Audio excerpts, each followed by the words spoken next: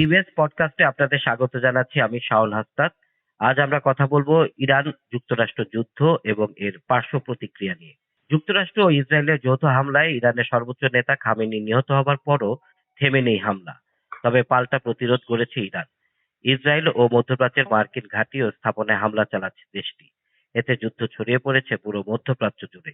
এদিকে হরমুজ প্রণালী বন্ধ থাকায় সরবরাহ সংকটের কারণে তরতর করে বাড়ছে জ্বালানি তেল ও গ্যাসের দাম।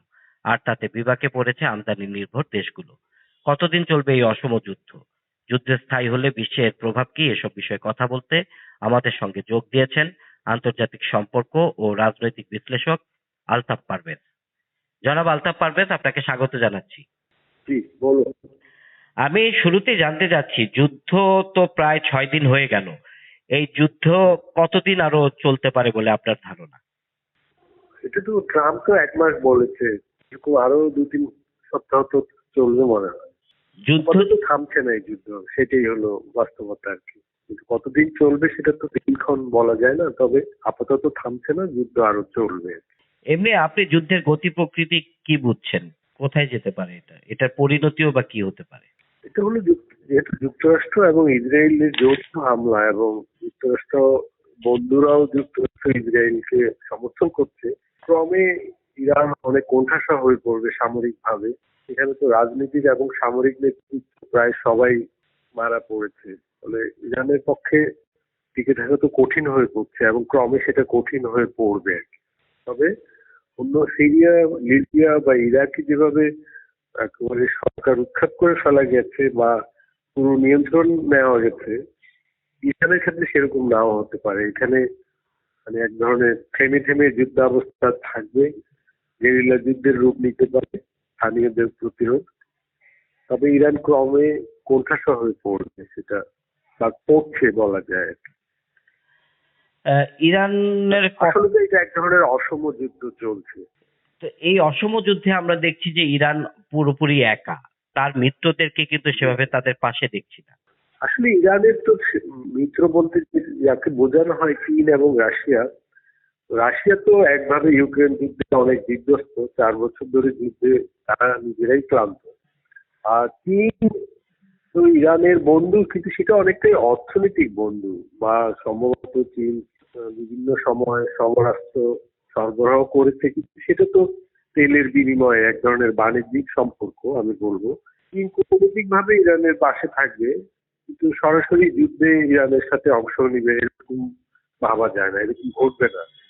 চীন যুক্তরাষ্ট্রের সাথে এখনই মুখোমুখি কোনো সংঘর্ষে লিপ্ত হবে না। চীন একটা পুঁজিতান্ত্রিক রাষ্ট্র, যুক্তরাষ্ট্র তাই তাদের কাছে বাজারই মুখ্য।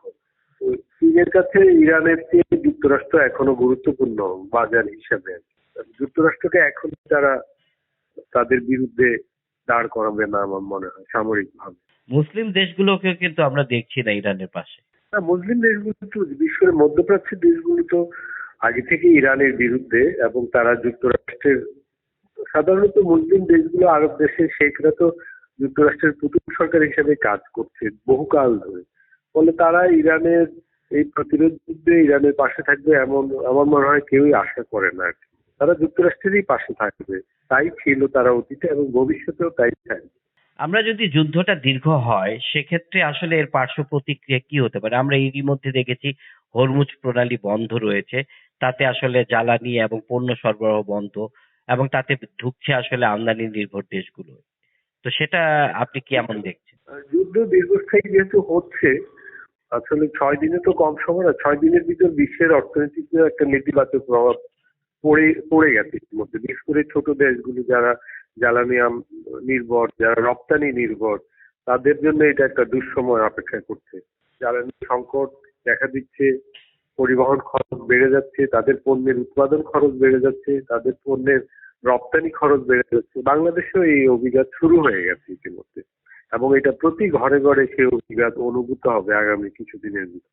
আমরা এরই মধ্যে দেখছি যে আসলে জ্বালানি তেলের দাম প্রায় 15% বেড়ে এটা এখন ব্যারেল প্রতি $83 পৌঁছেছে। এটা যদি 100 ছাড়িয়ে যায় সেক্ষেত্রে বাংলাদেশের মতো আমদানি নির্ভর দেশগুলোতে জ্বালানি সংকট, মূল্যস্ফীতি কি পরিস্থিতি দাঁড়াতে পারে? জ্বালানি সংকট তো একটা বাস্তব অবস্থা ইতিমধ্যে সরকারও স্বীকার করেছে।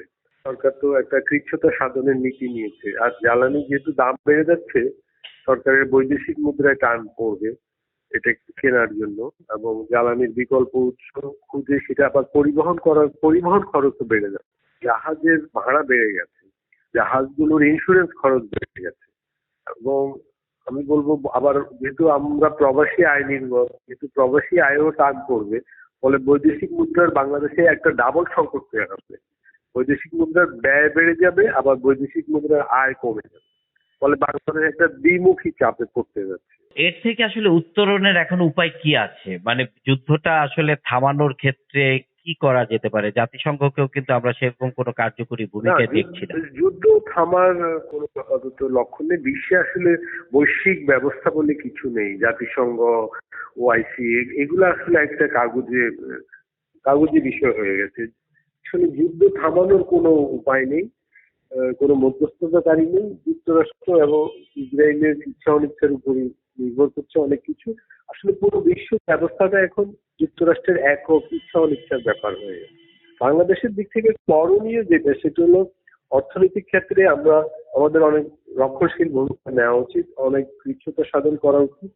এগুলা জাতীয়ভাবে অনেকগুলো সিদ্ধান্ত নেওয়া উচিত যে যুদ্ধ 1 মাস হলে কি করণীয়, 2 মাস হলে কি করণীয়, এইভাবে অনেকগুলো সিদ্ধান্ত নেওয়ার ব্যাপার হয়ে গেছে, যেগুলো কঠোরভাবে আবার বাস্তবায়নও করার ব্যাপার দাঁড়িয়েছে।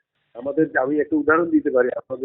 আমি বলবো যে যেমন প্রাইভেট কারের চলাচল এখন সপ্তাহে মানে অল্টারনেট ডেতে করা উচিত ইতিমধ্যে, তাতে জ্বালানির কিছু সংস্থান হবে। এরকম আরো অনেক সিদ্ধান্ত নেওয়ার ব্যাপার আছে।